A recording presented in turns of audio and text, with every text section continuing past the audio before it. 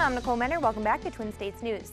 Last night, the Mississippi State men's basketball team had a chance to do something they had never done in the program's history: make it to an NIT postseason title game at Madison Square Garden. Taking on Penn State, the Dogs were down 3 early when Nick Weatherspoon measures up and sinks the three to tie the game at 7. If you remember, he took a pretty hard fall back during the SEC tourney, so we're glad to see him back and looking good.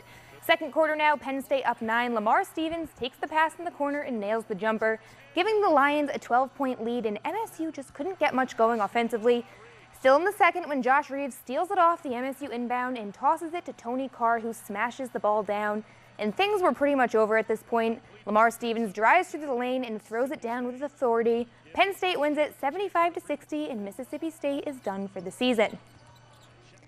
The New Orleans Saints have agreed to a one-year deal with veteran tight end Benjamin Watson. The 37-year-old came back last season after missing out on 2016 with an Achilles injury and led the Ravens with 61 receptions, ranking 8th among NFL tight ends. Watson played with the Saints from 2013 to 2015, where he was named captain his final year and had the best year of his career, notching 74 catches for 825 yards and 6 touchdowns. The NFL owners' meetings are currently taking place in Orlando, and yesterday, the NFL announcing new rules that had everybody talking. We told you about the new catch rule change, but the NFL also unexpectedly implementing a new rule that will penalize and possibly eject players who lower their helmets to initiate contact with an opponent. Today, Roger Goodell addressed this new rule. And we can do this, and it's going to take a collective effort. It's not just on the officials to enforce it. It's just not on the league to discipline for it. It's on the coaches to coach it and to coach it on a daily basis. If we're able to have replay to confirm when there's one of these fouls that we think should be removed from the game, that also confirms whether someone should be ejected, I think there's a great deal more confidence amongst the coaches that it'll be done consistently and fairly. And I think it also gives the officials more confidence to be able to make those judgments, because they know that there will be some type of video input in that.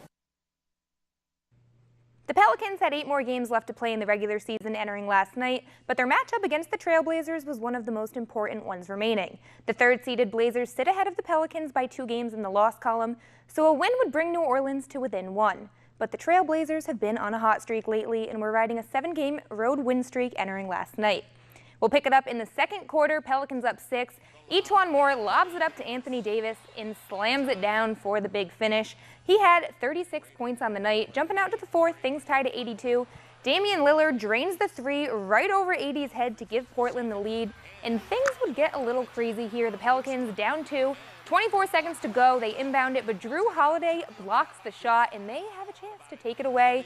Down on the other end of the court, E'Twaun Moore misses his shot, but the rebound ends up back in his hands for a second chance, but he misses again, and that would do it. The Trailblazers win 107-103.